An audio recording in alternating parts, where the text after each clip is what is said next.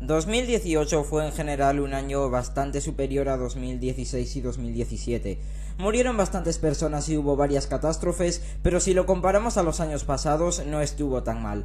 Para la animación, sin embargo, fue bastante más flojo. No hubo tantos estrenos grandes como los años pasados y la mayoría de los que hubo fueron pelis que caían en la zona de 6 y 7. Sí que hubo pelis buenas y pelis muy buenas, pero si lo comparamos con los años pasados no hay tantas. Así que, como ya es tradición, reseñemos todas las películas de animación de 2018 de peor a mejor en un solo vídeo.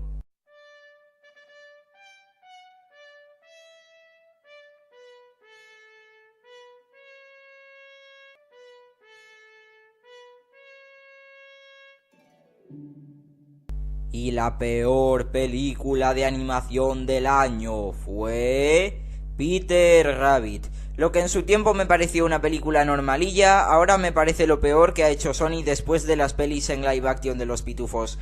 Si tengo que decir algo bueno es que la animación realista es preciosa y está muy lograda, y hay también alguna que otra escena animada en 2D que es preciosa. Pero en cuanto a lo malo... ¡oh, vaya! Empecemos porque el doblaje es horrible y uno de los peores usos de Star Talents desde Stand By Me Doraemon. Ninguno de los actores se esfuerza en hacer que su voz suene real y el resultado final es muy amateur. Y fuera de eso, todo lo demás no es nada excusable. La trama es genérica, el humor no tiene gracia y es hipócrita, y Peter es un protagonista horrible llegando al punto de psicópata. ¿Cómo se supone que tengo que querer que este tipo gane? Es una basura de película y el hecho de que vaya a tener una secuela... me preocupa bastante. Un 3. ¿Quién está matando a los muñecos? Por si alguien me pregunta por qué pongo esta película en una lista de animación, es porque yo creo que las marionetas son un medio de animación. Al fin y al cabo, la animación consiste en dar vida a algo inanimado. Y una marioneta... pues es algo inanimado, se vea como se vea. Con eso dicho, ¿quién está matando a los muñecos? Me parece una oportunidad desperdiciada. Lo que podría ser la fiesta de las salchichas para marionetas terminó siendo una decepción. El humor pretende ser ofensivo sin motivo alguno y termina haciéndose cansino rápido, y la historia en sí es algo aburrida. La película intenta tener algo de trasfondo, haciendo comentarios sobre el racismo, pero esto solo se hace muy de vez en cuando y la película no lo menciona mucho.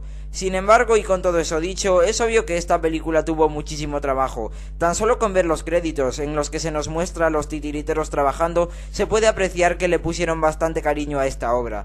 Y a la vez he de decir que yo también le he cogido algo de cariño. En mi reseña original le di un 4, pero la verdad es que no creo que se merezca esa nota. El problema es que no sé qué nota darle, por lo que voy a dejar su calificación en una incógnita.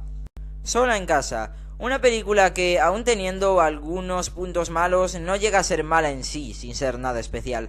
Para empezar por lo bueno, las escenas en las que los protagonistas intentan de deshacerse de los Trogs son muy divertidas y recuerdan a clásicos de los Looney Tunes. Cortos en los que su director, Peter Lepeniotis, claramente se basa e inspira mucho a juzgar por lo que ha dirigido. Fuera de eso, la animación es más que aceptable y hay una escena muy creativa animada con dibujos de tiza.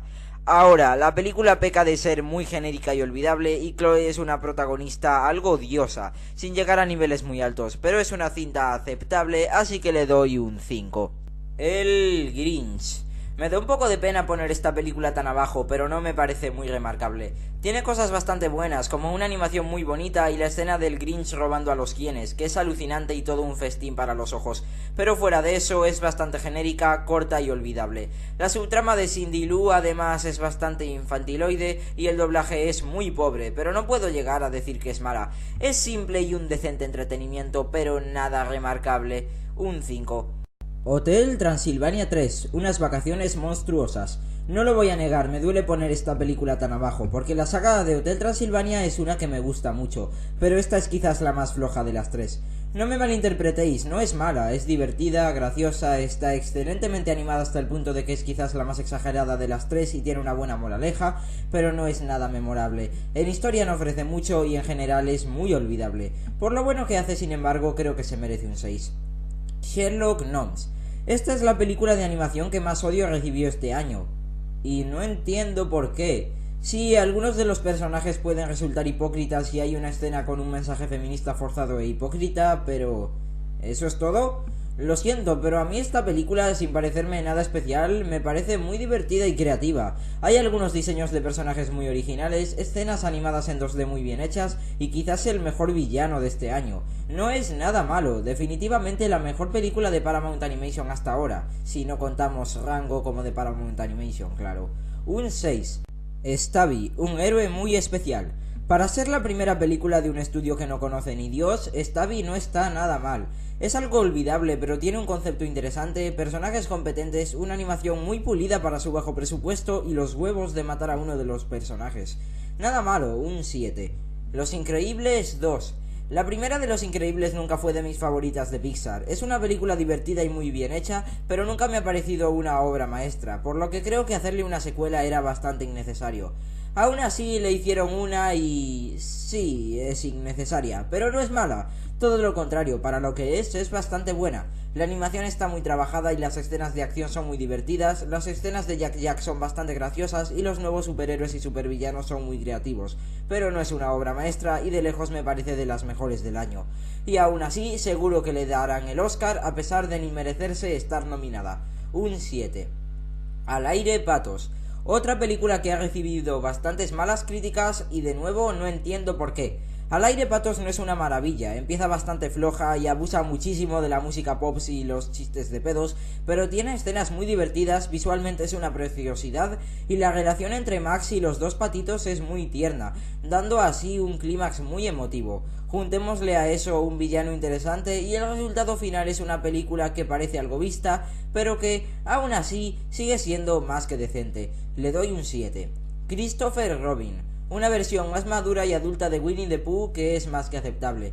Yo nunca he sido un fan de esta franquicia y sin embargo esta película me ha gustado bastante, aun pareciéndome algo olvidable.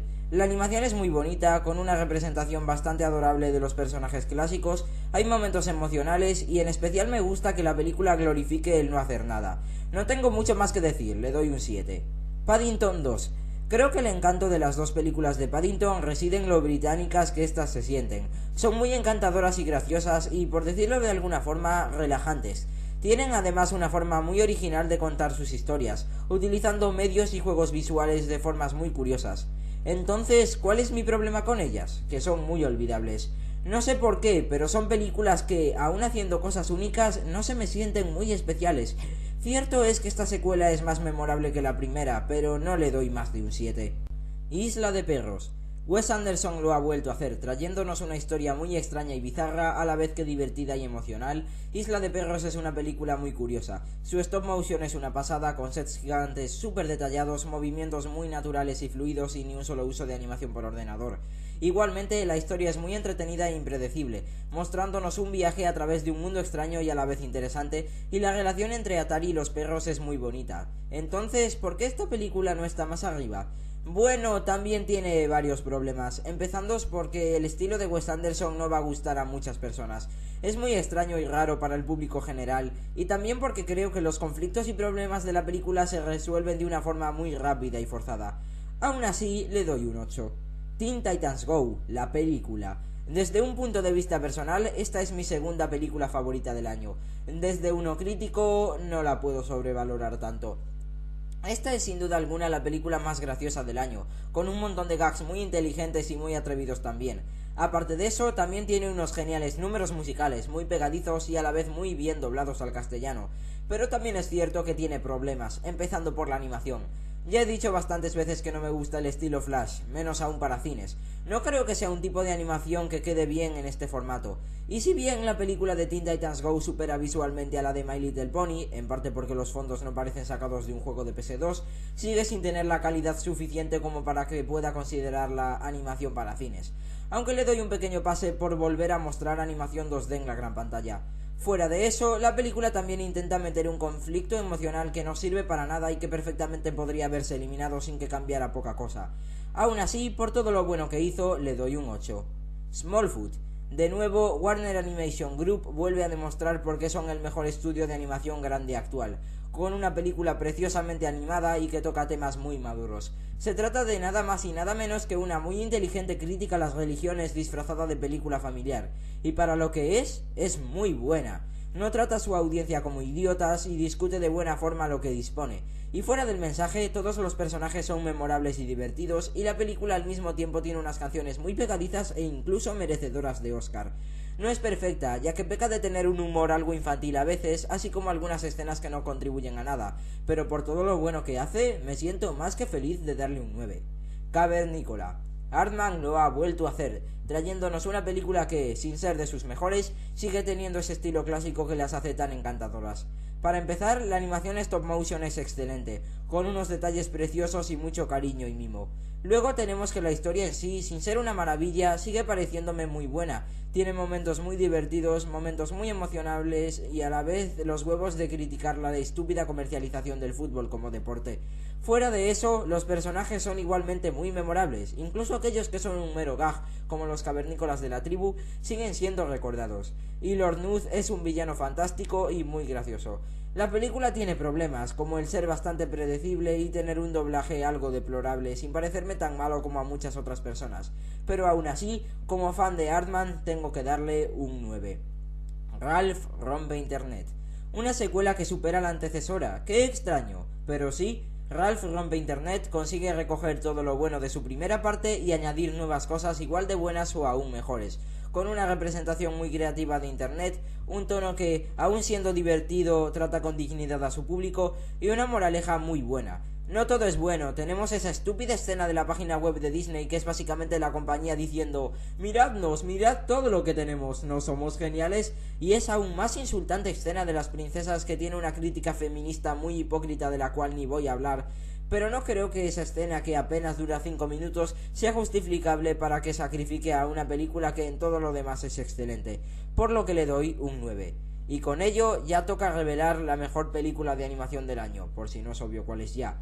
Pero antes me gustaría hablar brevemente de 3 películas de animación que, sin tener un estreno grande, merecen ser mencionadas. Me refiero a Colmillo Blanco, Ana y Bruno y La Nueva Generación.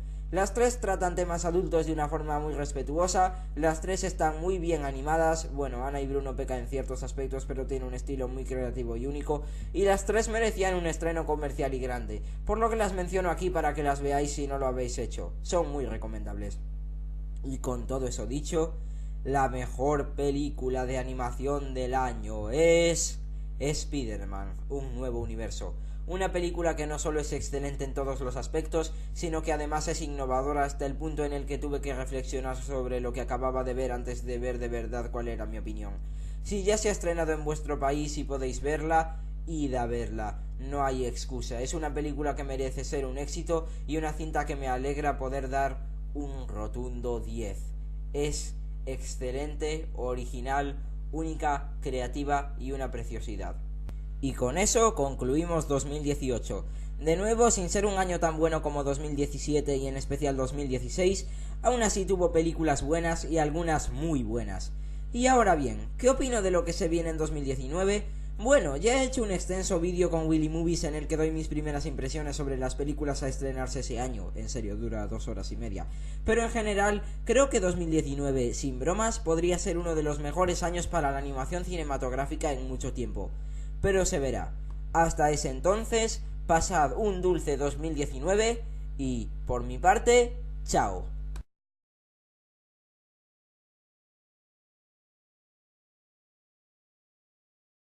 Hotel Transilvania 3, unas vacaciones monstruosas. No lo voy a negar, me duele poner esta película tan abajo.